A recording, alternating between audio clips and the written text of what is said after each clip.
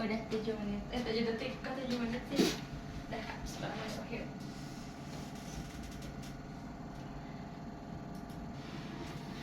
Halo teman-teman. Gak apa-apa kak? 1, 2, 3. Halo teman-teman, selamat datang di Ngosik, Ngobrol Asik. Bersama Fitri di sini dan juga ada Lili. Nah, di episode kita pertama ini tuh kita bakal bahas tuntas tentang komunikasi. Salah. Strategi ke bawah. Ya Allah, maaf. Bismillahirrahmanirrahim. Ulangi dari awal. Oh ya, ulangi dari awal. Udah, Oh udah. ini berjalan aja. Halo teman-teman, kembali lagi sama saya. Salah. Ntar, Gimana ya kayak bingung. Bisa. Atau komedinya lo sendiri bingung juga. Di episode pertama kali ini kita bakal bahas tuntas. Bisa kak, bismillahirrahmanirrahim, ya Allah. Yuk. Mulai kak. siap. Halo teman-teman, selamat datang di Ngosik, Ngobrol Asik. Bersama Fitri di sini dan Lili. di episode pertama kita kali ini tuh kita bakal bahas tuntas mengenai strategi komunikasi bisnis wearable di Hallway dalam mempertahankan brand di dalam kondisi COVID-19 ini. Nah, mungkin teman-teman di Bandung nggak asing lagi dong dengan salah satu brand Wearbob ini. Nah, di samping saya udah ada salah satu narasumber kita sekaligus pembisnis muda, sekaligus owner dari Wearbob ini. Silakan Kak, kenalin diri dulu. Ya, halo, perkenalkan. Nama saya Bob, dari owner Wearbob itu sendiri. Ya. Orang mana Kak, kalau boleh tahu? Apa? Tinggal di mana maksudnya? Kalau tinggal dari kecil di Setiabudi, di Gerlong, tapi sekarang karena baru hampir 1 tahun menikah, jadi di Jalaprang mencoba hidup. Jalaprang tuh di Ya. Cimahi. Ini di Jalaprang, di Jalan Suci. Oh, Suci. Iya. Oh, deket ya, Bun. Kak udah nikah? Baru hampir setahun. Kok nggak kelihatan ya? Oh, udah kelihatan nikah ya, Bang. Nggak kelihatan loh, kayak masih seumuran kita gitu. Masih muda, guys. Emang bisnis termuda di Kota Bandung ya. Bisnis muda kan ini judulnya juga. Ini Kak, aku mau nanya nih. Awal mula Wearbob hingga famous itu kayak gimana sih, Kak? Gimana? Awal mula Wearbob kakak ini, bisnis kakak ini bisa jadi terkenalan gitu gimana sih, Kak? Terkenal ya. Ya. Kalau terkenal si Wearbob di segmennya tersendiri. Tapi kalau si brandnya sendiri udah berjalan 5 tahun, 6 tahun berarti Oh, sekarang. udah jalan 6 tahun. Oh, udah jadi, lama juga. tapi ya. baru punya toko 3 tahun lah. Oh, asalnya belum toko, sistem Belum. online. 3 tahun online aja di rumah karena nyewa toko juga di Bandung lumayan mahal. Jadi Oh. udahlah fokus. Yang penting barangnya muter buat kejual gitu. Jadi baru sekarang di 2018 punya toko-tokoan kecil di The Hallway, Kosambi. Di Kosambi ya. Ah. Iya. Sekarang Kosambi itu bukan cuma jual makanan doang gitu kan, biasanya kan jual makanan kayak keripik, roti bakar Taraweh, gitu. Iya. Seragam ya. Sekarang mah jadi kayak keren gitu ya, kayak buat tempat nongkrong hype bis gitu ya. Ya, jadi lumayan lah. Selain bikin toko juga bikin ruang kreatif atau ruang UMKM. Jadi biar teman-teman yang punya brand bisa bergerak bersama karena di pandemi kan lumayan jualan pasti pada menurun ya. Iya.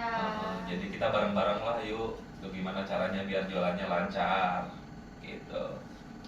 Kak, kalau nama Wearbob itu sendiri itu terinspirasi dari kakak sendiri, ada dorongan dari teman gitu Kak? Nama Wearbob itu muncul setelah hampir beberapa bulan nyari nama susah banget. Jadi apa ya, biar mengimplementasikan bahwa ini brand itu cocok sama si ownernya gitu kan. Jadi kalau ini mah memang punya si Bob gitu. Jadi jadi orang yang beli barang kakak tuh kayak ingatnya tuh ini punya si Bob, beda si Bob gitu. Jadi makanya kenapa Wearbob, jadi si Wearbob ini tuh jadi mengimplementasikan apa yang dipakai oleh saya gitu. Jadi kalau ngelihat si brandnya jadi kayak ngelihat orang. Iya, Jadi iya.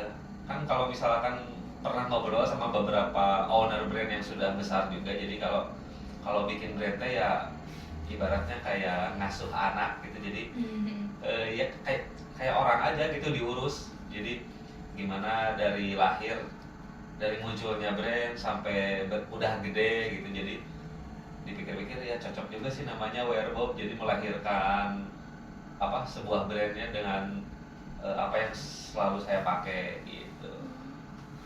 Teamworknya banyak gitu ya kak? Apanya? Teamwork dari Wearbob ini udah banyak. Teamwork sekarang baru berdua, saya Berdua? sama adik saya. Oh.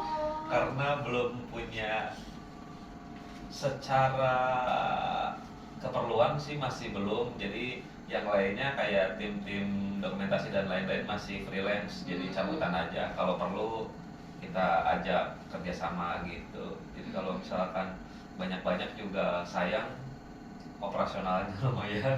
Berarti yang ngedesain dari kakak, terus yang admin dari adek gitu. Ada yang pegang admin Hmm. sama jaga toko, nanti gantian sih jadi bagian yang apa bikin desain topinya baru saya sama penjahit.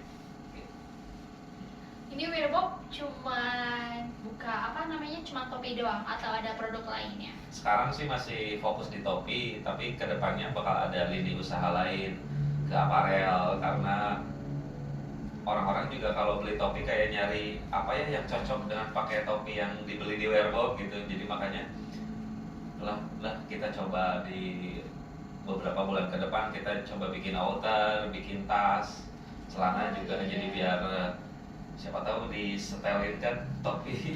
Iya benar. Bagaimana sih kak cara kakak ngenalin produk dan memenuhi keinginan pasar tuh? Jadi kalau mengenalkan produk sebenarnya mah susah banget ya. Dulu pas zaman si brandnya baru muncul gitu, pengen kejual satu aja sulit gitu. Jadi Sulit banget. ini gimana ya biar kejual, biar orang tahu saya punya brand yang topi vintage ini, biar teman-teman yang penyuka topi yang ini tuh bisa tahu. Dulu mah Instagram belum terlalu rame, jadi masih gimana ya 2014 deh, gimana ya ini si barang biar kejual gitu. Jadi cari-cari cara, akhirnya karena dulu konveksi masih ngutang, Iya, jadi iya. mau nggak mau harus kejual nih barang. Jadi akhirnya awalnya dulu sampai 2 kali produksi itu jual dedet ke teman aja, jual paksa gitu. Oh, beli gitu. Jadi yang penting Oh. si uangnya tetap masuk buat balikin modal lagi. Nah barulah setelah beberapa hampir setahun baru nyoba ke Instagram. Nah ini salah satu strategi si Wearbob biar orang yang nggak tahu ada brand ini jadi tahu. Salah satunya juga selain menggunakan Instagram, kita ada ads-nya juga. Jadi per bulan kita budgetin promo branding, terus ada pokoknya porsi promo marketing itu lebih besar dari konveksi harga buat. Jadi bisa 60% lah si uang itu digelontorkan buat branding, biar secara tidak langsung orang-orang yang pakai Instagram kena iklan, kan suka kena kan Iya. bersponsor. Iya, Nah benar. jadi si promo brandingnya biar orang-orang tahu, salah satunya besarnya si Wearbob itu menggunakan Instagram. Nah baru di 2018an nyobain pakai Bukalapak. Boleh nyebutin? Boleh. Nggak apa-apa. Ke Bukalapak, terus ke sekarang di Tokopedia. Jadi Tokopedia juga ada ads-nya. Nah kita cobain pakai dulu yang paling bawah lah. Ads-nya cuma 25.000 sehari dan itu ngaruh banget ke penjualan. Jadi orang-orang tahu gitu, oh di Tokopedia ini ada produk ini. Sedangkan di Instagram juga udah follower lah, udah lumayan. Dengan kita ads juga pasti naik terus gitu. Tapi udah ini kak, Udah apa? pakai apa namanya? Pakai ke endorse. Endorse. Kalau endorse alhamdulillahnya belum pernah ada yang bayar. Itu yang pakainya udah lumayan nih. Dari dulu nyobain endorse itu Danang Darto The Comment, tahu? Siapa? Danang Darto The Oh, Comment. tahu, Danang.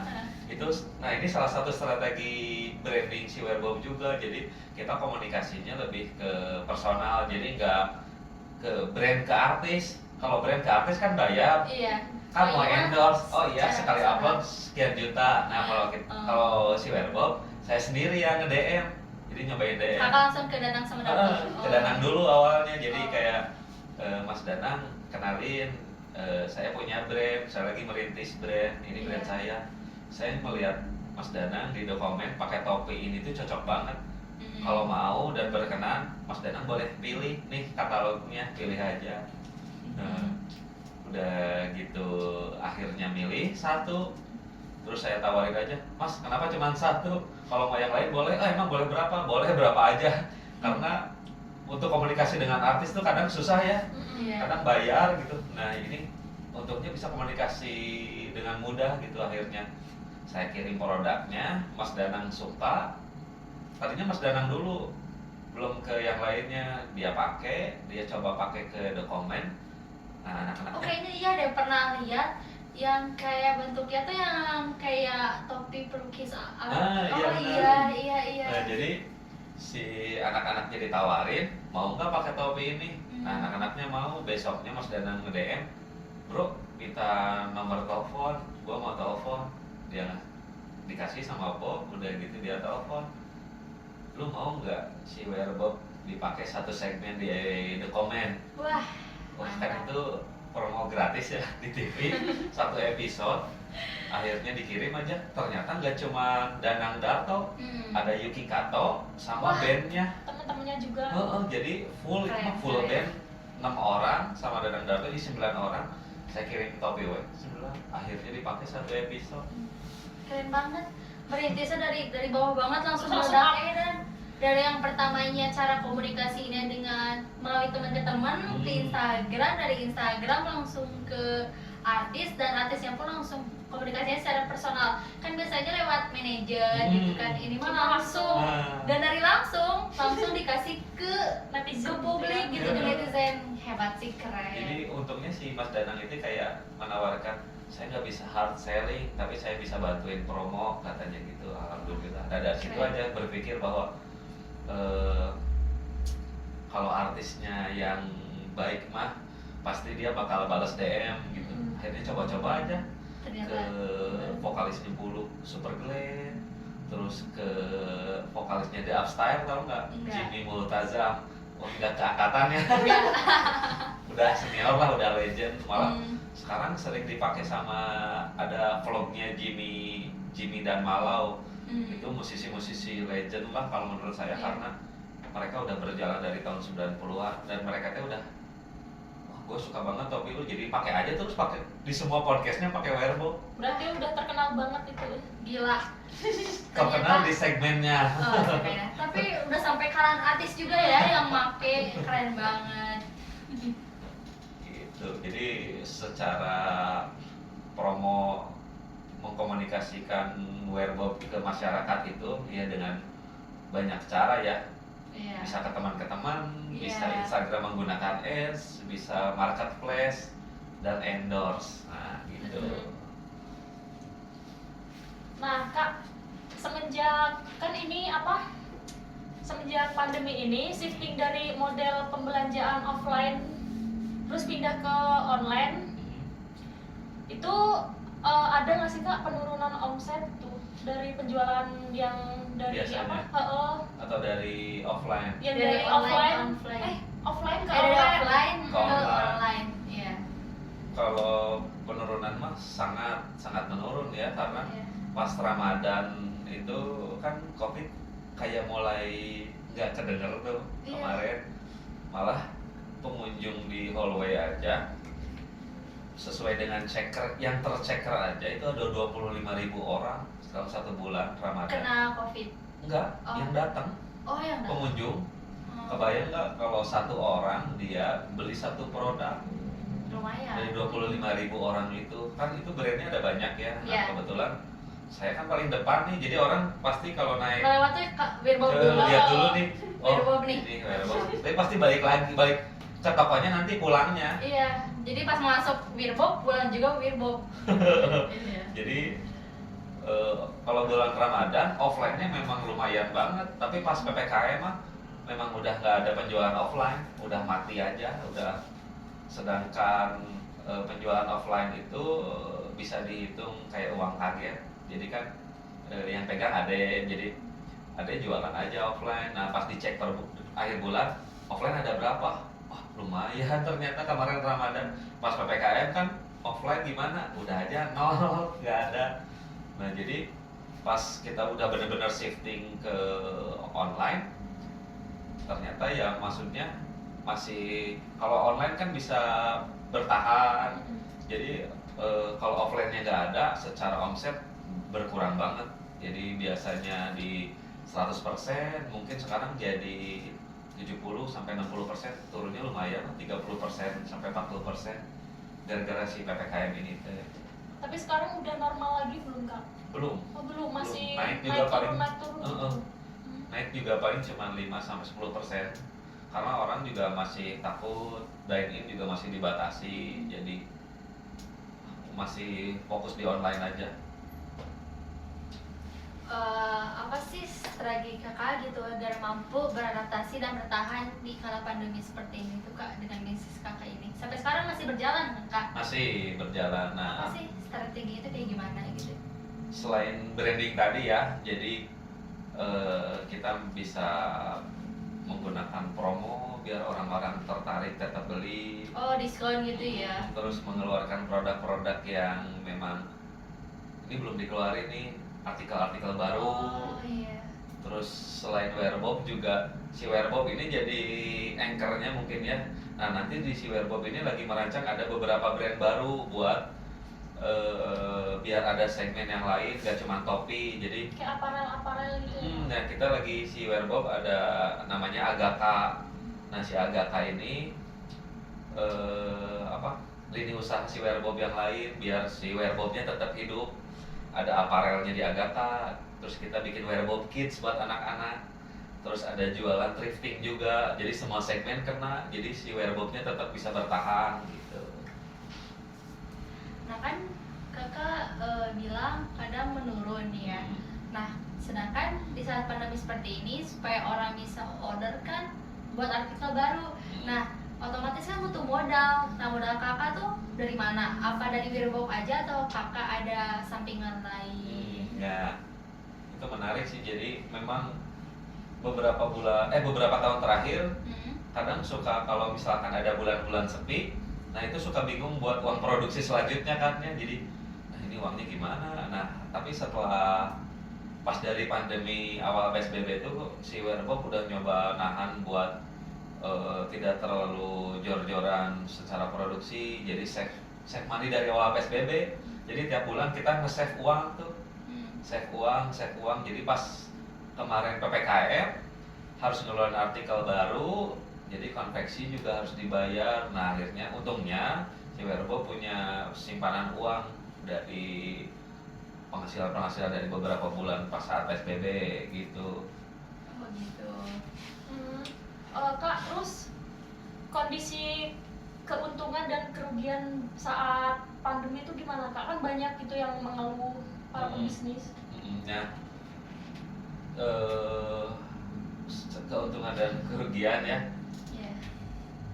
Kalau sebenarnya ada orang yang untung di pandemi ini, malah ada orang yang juga rugi. Nah kalau si Wirebob ini untungnya rugi tapi nggak rugi-rugi banget gitu, jadi tapi masih bisa bertahan. Cuma paling turun berapa persen doang gitu ya Kak? Jadi kalau secara penjualan memang turun gede sih di 30-40%an dari biasa kalau Wirebob ya, tapi ada beberapa brand malah yang di pandemi kan naik juga gitu.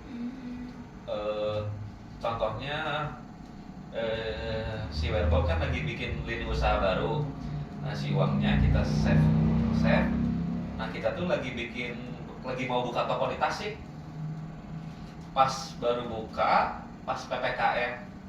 Jadi uang modalnya udah dikesanain semua. Jadi sekarang memang wah gimana caranya bertahan hidup, bukan sekarang bukan lagi waktunya buat menyerang kan. Kalau misalkan sekarang lagi ngurangin nih artikel-artikel baru, jadi kayak nyerang terus kan itu tuh pembeli, nih artikel baru, nih apa yang baru terus. Nah kalau sekarang lebih ke abisin dulu deh ini yang ada, Yang kayak ada, dikasih iya. diskon biar si kerugiannya, karena si kerugiannya malah kita bukan kerugian ya, jadi kita buka toko ternyata PPKM, jadi udah aja si Werbob ini gak ada uang gitu. Jadi ruginya memang karena si PPKM ini tiba-tiba berjalan. Tapi ada dana daruratnya kan Kak? Dana daruratnya dari penjualan tiap bulan. Berarti diputerin lagi gitu Diputerin kan? terus untuk sekarang. Jadi memang si Werbob ini lagi gimana caranya biar bertahan. Yang penting mah bertahan. Jangan sampai si Werbob ini malah mati gitu pas PPKM. Jadi yang penting kita bertahan walaupun si penghasilannya menurun. Pokoknya tetap sabar, ikhtiar. Tetap berusaha sih, tapi ya tetap aja sih nggak akan bisa sih, karena kayak banyak orang juga sih yang susah dapet. Malah ada orang yang stuck kan, bingung, jadi kayak duh ini jualan mati gimana ya gitu kan. Ada yang gitu, tapi ada juga yang ih penjualan naik gitu kan. Beda-beda orang, ada yang menyikapi si PPKM ini jadi tantangan, ada yang malah jadi bikin drop. Misalkan nih, bisnis ini dalam masa krisis dan harus tutup. Langkah apa yang kakak ambil untuk menyelamatkan bisnis kakak ini? Kalau tutup mah berarti nggak bisa diselamatin atau? Ya juga ya. Cuman kan kayak ada mungkin cara kakak Kalau untuk mau mempertahankan. hampir atau- bangkrut menurut ya. Mungkin ya. Salah satunya memang udah dipersiapin dari sekarang ya, makanya si Werbob ini punya lini usaha yang lain. Oh iya. Jadi di luar Werbob kita bikin brand lagi, ada Werbob Kids, ada si Agatha, sama ada barang thrifting. Nah itu masih si modalnya tetap dari Werbob. Oh jadi ada 4 tapi modal ketiga ini dari Wirbo. Ya awalnya, tapi kan nah kayak kemarin puasa tiba-tiba si thrifting itu berjalan banget. Nah itu kan bisa dibalikin modalnya ke si Werbob. Jadi secara perputaran uang teh berjalan terus. Jadi kalau ini si Werbobnya mau bangkrut bisa diselamatin dari sama tiga.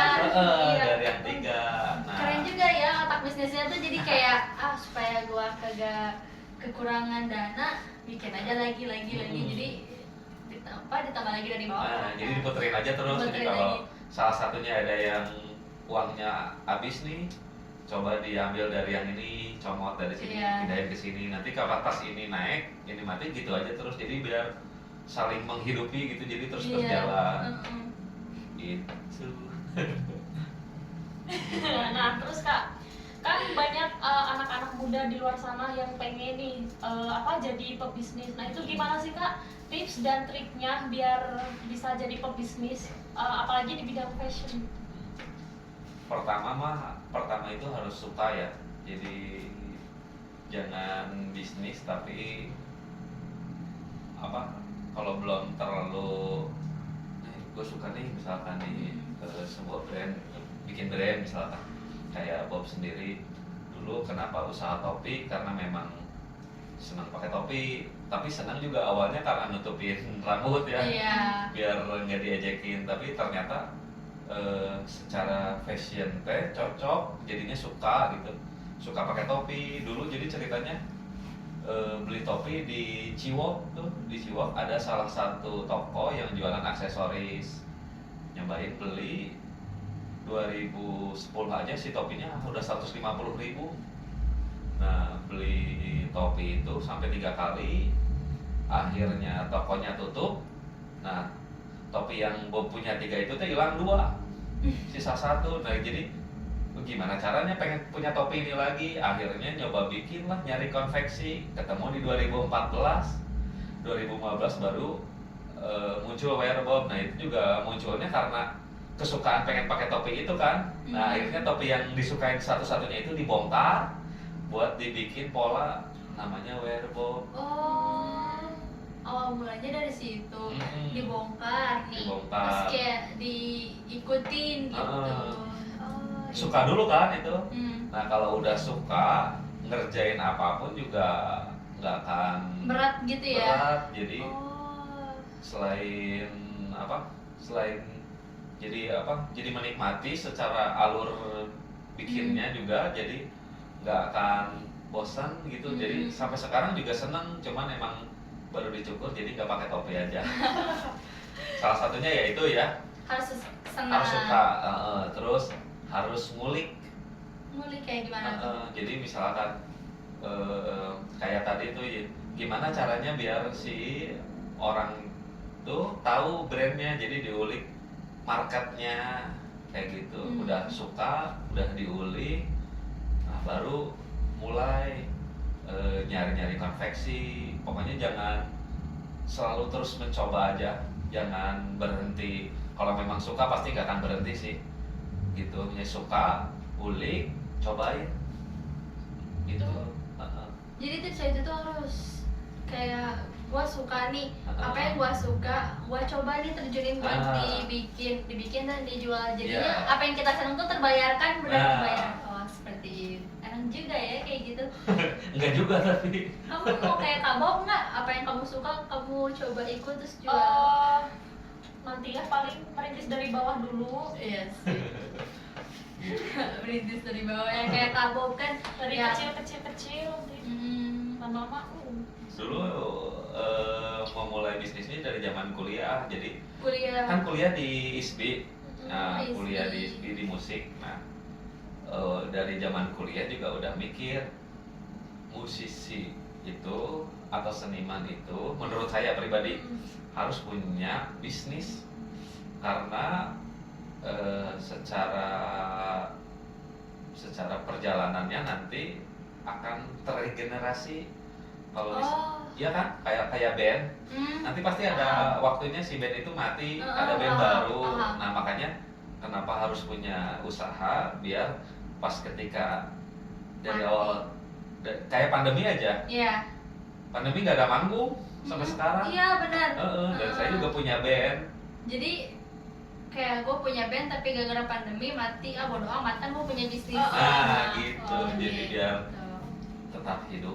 Baru aja mau nanya tadi tuh, kenapa kakak nggak jadi musisi aja buat malah band terjunnya gitu? ke bisnis gitu ya. Iya, kenapa nggak terjun ke bisnis? Kan anak ISBI seni kan biasanya kan pada jadi orang hebat lah kayak di TV atau jadi band. Kenapa kakak malah milih bisnis bukannya jadi penyanyi band? Dulu pas zaman kuliah kepikirannya pengen jadi musisi trainer ya. Jadi nggak tahu, jadi kayak punya jika enak punya musisi jadi musisi trainer gitu, bermusik tapi berusaha gitu juga. Iya keren. Jadi punya band juga. Tahu nggak Little Loot? Little Loot Enggak. 2015 lah sempat lumayan di Bandung. Kita punya satu album. Reggae genrenya? Folk. Oh folk enggak. Nah, di Pas Rekom juga pernah main sih 2016-an kalau nggak salah. Main di mana? Di Pas Rekom. Belum kuliah. Aku belum di sini, Belum. masih di Belum. Semarang. Kita anak 18 ya di Unpas. Tapi ini Kak, kalau untuk sekarang kan di fashion gitu ya. Kalau untuk musiknya sendiri masih jalan gitu nggak Kak? Atau Musiknya masih berjalan, malah sekarang punya beberapa project. Ada Balaruna mainin alat musik yang dari Katel itu. Katel apa panci? Katel panci bukan sih? Iya yang gitu tuh, Katel. Nanti dilihat aja namanya Balaruna itu juga. Iya. Itu sekarang kita lagi bikinin musik buat Kinan Pierce. Aku tahu Kinan Pierce tapi yang mana ya? Nggak tahu. Artis kan, artis Iya. luar negeri. Dia enggak, Kinan. Bandung, Oh, adiknya bukan. Pevita, kakaknya Pevita. Oh, adiknya Pierce. Pevita Pierce. Kakaknya. Pierce. Mana sih? Gitu. Jadi lagi bikin soundtrack buat dokumenternya gitu. Jadi secara proyek mah berjalan. Little Loot juga habis recording. Jadi mungkin setelah pandemi kita cari panggung lagi. Jadi bisnisnya berjalan, musiknya juga berjalan.